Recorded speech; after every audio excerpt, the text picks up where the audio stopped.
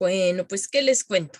Ya me ganó Bebelo la narración de la toma de Querétaro y no sé si tendrá más éxito que yo, pero bueno, vamos a hacer este otro video a ver si no se les parece un poco aburrido, porque luego dicen que los historiadores hablamos a veces un poco aburrido en estas cosas.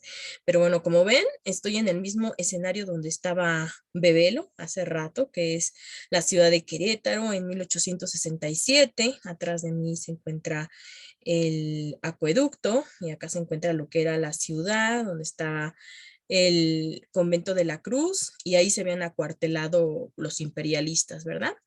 Y bueno, pues mientras los republicanos estaban haciendo un campamento más allá de donde está este acueducto, y bueno, pues ya contar todo lo del sitio de Querétaro, pues ahí sí ya sucedieron muchísimas cosas, pero ahorita vamos a contar principalmente lo que pasó de la noche del 14 de mayo de 1867 a la madrugada y la mañana del 15 de mayo, que es cuando finalmente pues ya son apresados, ¿no? Los imperialistas. Entonces, bueno, pues vamos a empezar. Espero que no quede muy largo este video. Hace tiempo hice otra serie de videos, pero ahí quedaron en 3 videos. Entonces, bueno, pues ahorita vamos a tratar de hacer un resumen para que no se sienta tan pesado este tema. Bueno, pues entonces empezamos con que ya los imperialistas pues realmente no tenían mucha esperanza.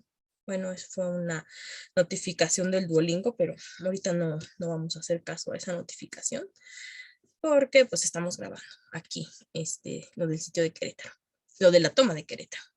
Y me quedé en que los imperialistas ya no tenían mucha esperanza de que pudieran ganar, ¿no? Ya estaban prácticamente derrotados porque ya no tenían suministros, no tenían comida, no tenían agua limpia, empezaron a proliferar muchas enfermedades, porque bueno, pues del acueducto que llegaba hacia el convento de la Cruz, pues sí, los republicanos como una táctica de guerra, les cortaron ese suministro de agua.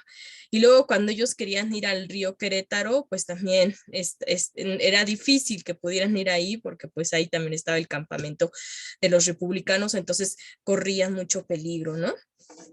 Estaban ya muy mal y bueno, pues muchos ya hasta les había dado disentería. Entre ellos a Maximiliano y a Tomás Mejía ya tenían esa enfermedad y bueno, pues no estaban tan bien, ¿no? Entonces, ¿qué fue lo que pasó en la noche del 14 al 15?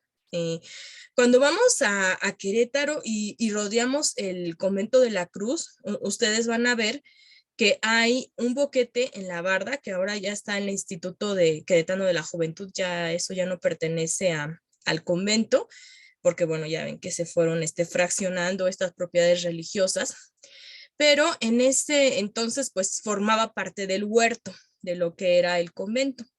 Y ahí hay un boquete que creo que en años recientes se cayó y lo volvieron a reconstruir, pero bueno, pues había quedado como una huella histórica y lo que contaban siempre, bueno, que ya pasamos por ahí, inclusive había un letrero, es que por ahí habían entrado los republicanos, ¿no? Con un cañonazo y que por ahí pues habían tomado ya lo que era el convento y posteriormente pues ya la ciudad, ¿no? Pero bueno, esto tiene varias aristas. ¿Por qué? Porque probablemente, y eso lo comentó una maestra de ahí de Querétaro, Betty Padilla Ciuró, que daba cursos allá en Querétaro. Bueno, yo estuve ahí ay, bueno, es que Luna se está subiendo a mi cama. Bueno, perdón, es mi gatita. Y creo que quiere un poco de atención, pero vamos a terminar la historia, ¿no? Que creo que es importante porque ya pronto va a ser la conmemoración. Entonces, pues lo que decía esta maestra es que ese boquete pues ya lo habían hecho desde antes y que incluso estaba tapado, bueno, quizás haya sido por un cañonazo, pero no fue cuando tomaron la ciudad, y que estaba tapado con maderos y que ya era una manera más fácil de que cuando venían hacia allá los imperialistas pues pudieran pasar por ahí. Entonces, esa es una hipótesis. Y otra razón de que probablemente eso ya estaba y que no se tomó como un asalto el convento, es que probablemente pues sí hubo un trato ahí como para ceder ese lugar, ¿no? Y bueno, pues muchos hablan de Miguel López, ¿no? Que era el compadre de Maximiliano. Y que bueno, pues muchos le echan la culpa y que dicen que pues así como Judas que él vendió a Maximiliano, ¿no? Y que hizo un trato con los republicanos y que por eso a él le respetaron la vida y bueno, todo esto, ¿no? Pero bueno, hipótesis recientes también pues han dicho de que probablemente incluso Maximiliano ya estaba de acuerdo con eso. ¿Por qué? Porque sabía que ya no iba a ganar y que eso, pues una toma ya pactada iba a evitar lo que, pues un derramamiento innecesario de sangre, batallas, enfrentamientos y todo esto, ¿no? Pero entonces, pues algunos sí dicen, bueno, entonces Maximiliano fue traidor con su propia gente, ¿no? Porque pues con eso, pues ya fueron finalmente vencidos, ¿no? Pero como les digo, bueno, pues también era de que ya no tenían realmente mucha esperanza. Sin embargo, pues de haber hecho esto, se hizo muy en secreto, lo negoció Miguel López, y bueno, pues ahí también hay varias hipótesis. Y bueno, ¿por qué dicen eso? Que no fue ese cañonazo en ese momento, porque de haberse dado así, pues se hubieran enterado muy fácilmente, ¿no? Por el estruendo. Y sin embargo no fue así. Ya cuando se dan cuenta, y eso está en las crónicas del doctor Bach, lo cuenta también el príncipe de Salzán, José Luis Blasio, y bueno, pues están estos diarios de guerra, pues ellos ya se dieron cuenta cuando los republicanos ya habían ingresado al convento, ya estaban ahí en los pasillos, y ahí fue que entraron a las caballerizas y que apresaron a varios, ¿no? Entonces probablemente pues sí, ya alguien les abrió, o sea, ya había un acuerdo ahí, ¿no? Y bueno, pues esto sucede y probablemente el trato era de que le iban a respetar la vida a Maximiliano, ¿no? Y obviamente a Miguel López. Pero probablemente pues también al hacer este trato, Miguel López con los republicanos le han de haber dicho, ¿sabes qué? Pues vamos a dar una oportunidad, ¿no? Pero, y de hecho eso más o menos cuenta Miguel López en sus memorias, porque él sí ya después dijo eso, no, es que ya a mí me lo habían encargado, no, no es de que yo quisiera hacer eso y que nada más lo vendiera, ¿no? Por unas monedas, porque eso es lo que andaban diciendo, ¿no? Y que todo el mundo ya lo despreciaba en su momento, sino que él contó pues también esta versión. Y posteriormente Mariano Escobedo también dijo eso, que Miguel López había ido, pero de parte de Maximiliano, y eso ya después se sacó a la luz, muchos años después, porque también, pues eso no convenía que para los republicanos que lo supieran, ¿no? Era como más valeroso, era más impactante que hubieran tomado esa plaza por asalto, ¿no? Y que pues hubiera sido con una acción de guerra y no algo negociado. Entonces, por eso tal vez se dio esta historia del boquete hecho por un cañón y mucho tiempo estuvo pues pensado así, hasta que después, en una ocasión, ya cuando estaba Porfirio Díaz de presidente, van y revisan la casa de Mariano Escobedo y ahí encuentran varios papeles y pues probablemente ahí como que de una manera, no sé, supongo un tanto forzada, sí lo obligaron a que publicara estos documentos, ¿no? Con sus memorias y de que, pues efectivamente él ahí cuenta y se lo dirige ya Porfirio Díaz en eso que publica, que sí, que eso había sido pactado y que había sido iniciativa de Maximiliano, ¿no? Pero que ellos no prometieron nada, es decir, dijeron, no, si quiere salvar a su jefe, le dicen a Miguel López, pues usted lo tiene que cuidar, no es de que, ay, sí, pues nosotros ya no le vamos a hacer nada ya de antemano, ¿no? Porque aparte de eso no lo podía decidir Escobedo, eso lo tenía que decidir el presidente, que era Benito Juárez, ¿no? Y aparte va a ser todo un proceso, ¿no? Ya ven que ahí pues sí se le hizo un juicio, digo, aunque pues ya estaba perdido de antemano, pero sí se le hizo el juicio, entonces no podía ser así. Pero en fin, bueno, pues llegan al convento y en esa noche Maximiliano tenía dolores muy fuertes por esto de la disentería. Ellos habían planeado que se iban a ir a la Sierra Gorda de Querétaro y que ahí los iba a guiar Tomás Mejía, porque ahí Mejía tenía muchos aliados. Entonces, eso es lo que supuestamente iban a hacer, pero pues les digo, ya era muy difícil que pudieran salir de ahí, ¿no? Y de hecho se había trazado la salida un día, porque ya iban a salir el 14 y después se atrasaron porque también Mejía se encontraba muy mal y dijeron, bueno, pues lo vamos a trazar al 15, ¿no? Y entonces ahí lo que dice Miramón es, Dios nos guarda estas 24 horas. ¿Por qué? Porque pues quién sabe qué fuera a pasar en esas 24 horas y pues ya saben lo que pasó, ¿no?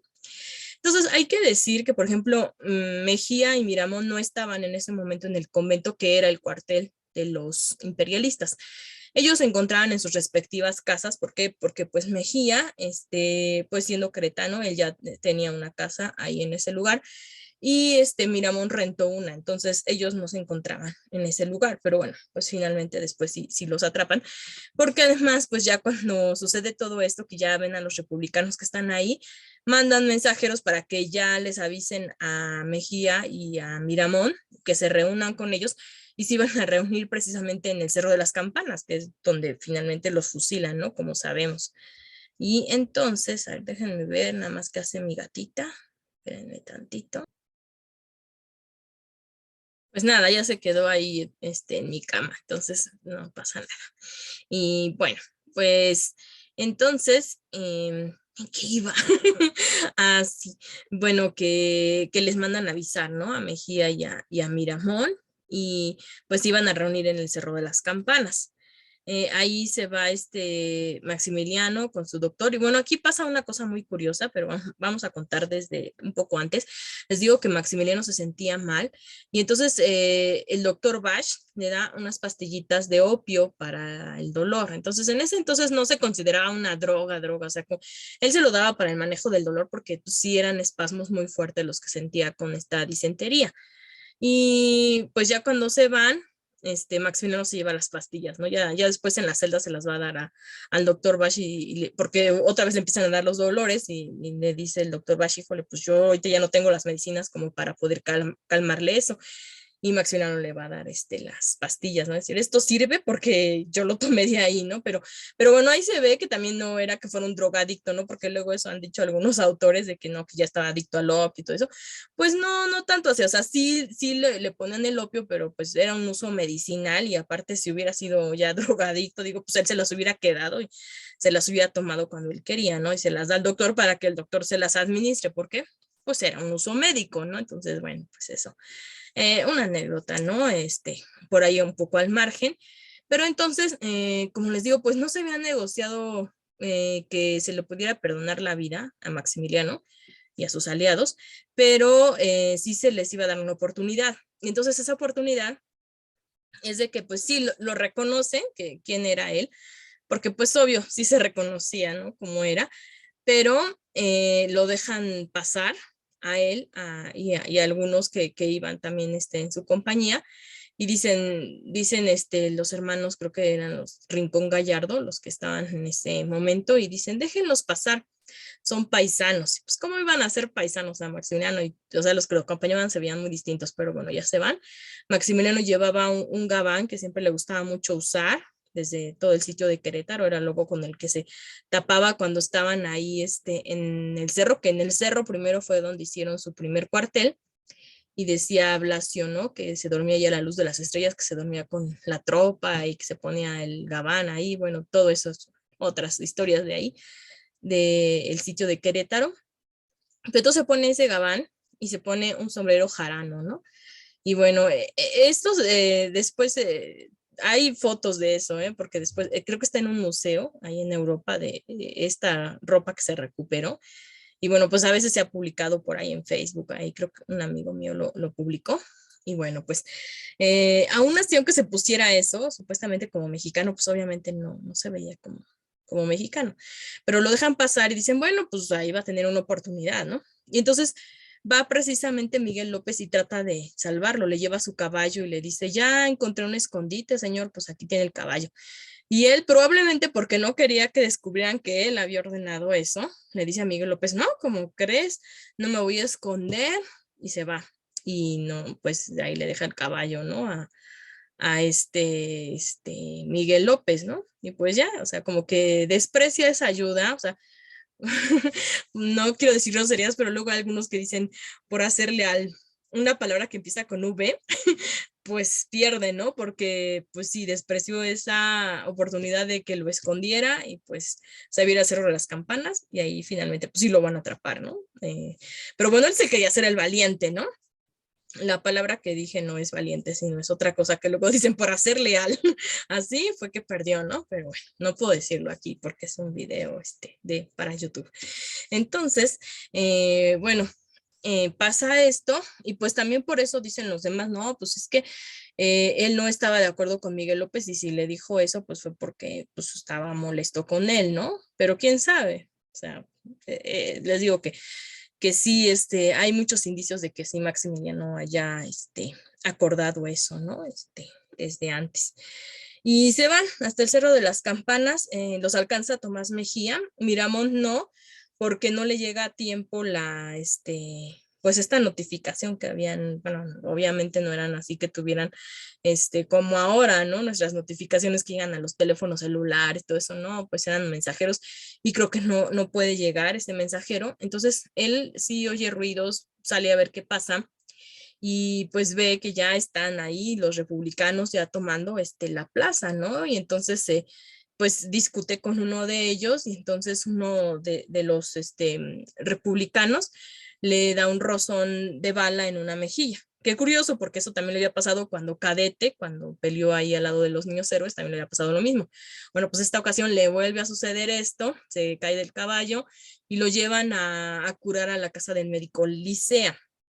Y ahí Elisea pues ya va a denunciarlo con los republicanos y nada más había sido un rozón, pero él le dice, no, es que tengo que revisarte porque pues quién sabe si se haya quedado la bala por ahí y no tenía eso, pero bueno, fue para hacer tiempo y para que llegaran precisamente los republicanos y pues ya entregarlo, ¿no? Entonces ahí aparecen a Miramón y a los demás pues ya se iban a reunir ahí en el Cerro de las Campanas y entonces van y los rodean, o sea, ya ahí ya había llegado Tomás Mejía y entonces todavía pensaban en que iban a hacer probablemente ese plano que era escaparse de la Sierra Gorda. Entonces, Maximiliano tenía un catalejo que en ese entonces pues lo usaba también como telescopio y era su catalejo de marino, porque saben que estaba en la marina austriaca, ¿no? Era marino. Una de sus profesiones era esa, ¿no? Aparte de haber sido educado para gobernar, pues también había sido educado en la marina austriaca. Lo que no tenía mucho, pues era la práctica en cuanto a gobernar, pues ya sabemos entonces todo lo que sucedió. Entonces con este catalejo se lo presta a Mejía y le dice, pues observe usted a ver si podemos escapar todavía, ¿no? Y aparte ya habían estado esperando a Miramón, dice, pues es que no llega, pero bueno, pues si no llega, pues ni modo, vamos a tener que irnos porque pues esto ya está muy peligroso. Y ya ve Mejía y dice, no, es que ya es imposible, ya no se puede romper este sitio, ¿no? Y Maximiliano, no, de verdad, a ver, vea otra vez. Y así le pregunta como 3 veces y Mejía dice, no, pues no se puede, pero si usted gusta, pues, o sea, sí sería algo como suicida, pero si gusta yo lo intento y pues a lo mejor ahí morimos, pero lo intento. Y dice Maximiliano, no, está bien, ya no, no, pues ya. Entonces comprenden que ya lo único que les queda era enarbolar una bandera blanca y rendirse, ¿no? Entregarse. Entonces eso es lo que hacen y no tenían bandera blanca, entonces enarbolan una sábana de las tiendas y ya pues con eso para que vean que pues ya ellos estaban en son de paz y que ya no iban a seguir con este enfrentamiento. Entonces va bajando pues esta pequeña colina que lo que es el Cerro de las Campanas y pues ya ahí lo reciben uno de los republicanos, me parece que era Echegaray, porque Escobedo todavía no llegaba y le dice que guarde todavía la espada, que no se la dé a él, que se la dé a Escobedo cuando venga y bueno, pues que ahí ya mero va a venir, ¿no? Y que de todas maneras, pues se le dice, yo reconozco que ha sido un hombre valiente y pues se le va a tratar bien, ¿no? Porque pues ya se había rendido. Y le había dicho también su majestad es mi prisionero, o sea, como con mucho respeto, ¿no? Entonces ahí se queda Maximiliano esperando a los demás y pues ya empezaba a clarear, pero era todavía de madrugada, entonces empieza así como a temblar, pero de frío, y ya le dice ahí, sí me parece que de llegar y si no, pues ya después lo consulto y le dice, ¿está usted temblando, Maximiliano? Y él dice, sí, pero no de lo que usted piensa, o sea, no de miedo, ¿no? Sino de frío. Y pues sí, finalmente pues era una mañana muy fría, llega Escobedo y pues ya se da esa típica escena que ya ha sido plasmada también en muchas pinturas, que es cuando le da la espada y Escobedo pues creo que se la vuelve a dar a Echegaray o a Ramón Corona, no recuerdo muy bien, y le dice, esta espada pertenece al pueblo de México. Y ya pues es una rendición formal, ¿no? Y le piden también a Tomás Mejía la espada, y Tomás Mejía pues hace lo que en un lenguaje de esos tiempos militar se supone que es lo que hacen cuando se rinden pero no renuncian totalmente, ¿no? Entonces lo que hace Mejía es romper la espada y tirar la hoja y guardar la empuñadura, es decir, sí me rindo, pero ahora sí como que voluntariamente a fuerza, ¿no? O sea, no voy a renegar de mis principios ni de nada, y pues ahí está, esta rendición, ¿no? Y no le dice nada porque pues todos también respetaban mucho a Mejía, la verdad. O sea, como que entre enemigos también había ese cierto respeto, ¿no? Entonces, pues ya es cuando se da lo que es la toma de Querétaro, ya pues formalmente. Maximiliano pide hablar con Mariano Escobedo porque pues le iba a preguntar probablemente, ¿no? Qué es lo que habían tratado él y Miguel López, ¿no? Y a ver si él podía, pues obtener un salvoconducto para irse a Europa, ¿no? Entonces, lo que después contó Mariano Escobedo en esa carta que después les digo que le dedica a Porfirio Díaz es precisamente, ¿no? Esta conversación que tiene con Maximiliano y que sí había pedido garantías para él y para sus hombres, ¿no? No solamente para él, o sea, era para él y para sus allegados, pero que Mariano Escobedo le dijo, no, no puede ser esto, yo no puedo prometer nada, como les digo, pues él no estaba la decisión en sus manos, o sea, él le había tomado la plaza, pero pues sí tenía que preguntar a sus superiores, entonces dice, bueno, pues vamos a esperarnos, ¿no? Pero bueno, de todas maneras, pues yo lo voy a tratar bien, ¿no? Y entonces le encarga a Vicente Riva Palacio que lo conduzca de nuevo al convento de la Cruz, pero ahí ya va a ser la prisión, ya no va a ser su cuartel, ¿no? Entonces, antes de que se rindiera Maximiliano y todo eso, fíjense que pues también él tenía por ahí sus secretitos y decía, si me atrapan pues van a enterarse de muchas cosas, ¿no? Tenía como una libretita ahí donde tenía escritos y todo, y le dice a su secretario, ¿sabe qué, Blasio? Pues deshágase de esto. Y dice, pues es que si yo me lo quedo, también lo van o sea, y me atrapan, pues se lo van a quedar. Y entonces Blasio lo que hace es quemarlos. Y pues ahí sí ya nunca nos enteramos de cuáles eran esos secretitos, pues no sabemos, ¿no? Porque ya sí los quemó Blasio, ¿no? Como buen secretario, así, de que dijo, no, pues esto, quién sabe por qué no quiere que se sepa, sus enemigos, pues ya lo voy a quemar, ¿no? Pero bueno, eso fue otra anécdota y pues nos quedamos aquí en que le piden a Vicente Riva Palacio que lo conduzca a la cruz. Entonces lo que hace Vicente Riva Palacio para entonces, también ya había llegado solo el caballo de Maximiliano. No sabemos si era el mismo caballo que le había ofrecido Miguel López, porque en las caballerizas después van a encontrar a Orispelo, el caballo blanco. Y pues el que va, que probablemente se salió y llegó solo, o probablemente era el que le llevaba a Miguel López y los fue a seguir hasta el Cerro de las Campanas, pues era otro caballo que se llamaba Anteburro, y era un caballo, se llamaba, o sea, de tipo tordillo, era como un caballo pintito, que también hay fotos de los dos caballos, ¿eh? Imagínense, o sea, en ese tiempo sí, hasta se fotografiaba a veces a los animales, y Orispelo, bueno, pues ese caballo blanco, pues es el que sale hasta en las pinturas ahí con Maximiliano y todo, que es donde por lo general a él lo retrataban con Orispelo, ¿no? Pero Orispelo solamente lo ocupaba para las ocasiones especiales, porque era un caballo un poquito medio bravo, ¿no? Y Anteburro, pues por eso se llamaba así, porque decía que era como un poquito antes que un burro, o sea, Maximiliano ponía unos apodos a los animales así bastante raros, porque era así, ¿no? Anteburro, ese caballo, era muy manso. Y entonces en este caballo es donde ya lo va a guiar Vicente de Riva Palacio. Aquí hacemos un paréntesis, ¿se acuerdan de Bebelo que ya dijo su historia hace rato acerca de la toma de Querétaro? Bueno, pues él también le pone ese nombre a ese perrito, ¿no? Que también andaba por ahí. Eso sale en el diario del Príncipe de San, la historia de Bebelo, y bueno, pues ahí lo pueden leer en el diario de San, ¿no?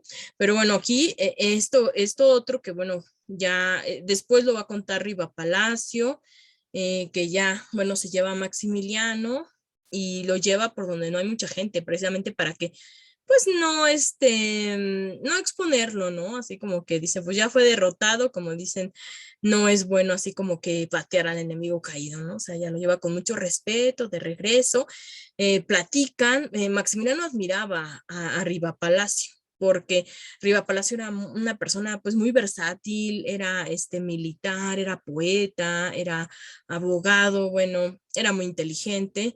Entonces, en una ley que había hecho Maximiliano, en la ley draconiana, precisamente de 1865, del 2 de octubre, que después la deroga, pero bueno, esa ley sí estaba muy, muy fea, pues acuérdense que era de que pues, se condenara a muerte, ¿no? A los enemigos, y entonces de ahí a quien libra va a ser a Vicente Riva Palacio. Dice, si él llega a caer, pues en él no se va a aplicar esta ley, ¿no? Y de hecho él había dicho que después esa ley nada más la había hecho así como que para asustar supuestamente, ¿no? Porque la va retrasando su vigencia y después la deroga. Pero sí, sí alcanzan a morir personas por esa ley, ¿no? O sea, aunque él decía, no, todos si me piden indulto yo lo voy a conceder y todo eso, pero ya en la misma ley se suponía que no podían pedir indulto y así mueren pues por ejemplo, Salazar y Arteaga, aunque eso lo hacen antes de que entre en vigencia la ley, porque ya había sido publicada, pero ya les digo que la había retrasado, ¿no? Pero bueno, esas son otras historias. En fin, que Riva Palacio pues gozaba mucho de esta simpatía de Maximiliano, pero bueno, pues finalmente eran enemigos, ¿no? También Riva Palacio decía, bueno, dentro de nuestra desgracia es lo mejor que nos pudo haber pasado. ¿Por qué lo decía? Porque era liberal como ellos, ¿no? Pero decía, pues siempre dentro de nuestra desgracia, ¿no? Porque no es que estemos ahí, pues en una fiesta, ¿no? Con esta invasión. Pero él también decía que nunca lo iba a aceptar como un gobernante, porque si yo no puedo aceptar a un gobierno así, imperialista y menos extranjero, ¿no? O sea, siempre lo iba a combatir. Pero bueno, pues ahí ya empiezan a platicar, los dos tenían aficiones a la literatura, empiezan a platicar de varias cosas. Y bueno, pues ahí finalmente Maximiliano sí le pregunta si lo van a fusilar, ¿no? Porque sí, ya como que sospechaba que ese era el castigo. Y sí, sí era el castigo. O sea, estaban en la guerra, ¿no? Y ya Riva Palacio le dice, se queda así como al principio como muy pensativo, no le quiere contestar qué es lo que sucedía, pero finalmente pues sí, se lo tiene que decir y dice, pues sí, sería un farsante si le dijera que no. Y pues ya, ni modo, ¿no? O sea, ya después le ofrece que su papá le puede ayudar en caso de que haya un juicio. Y así se hace.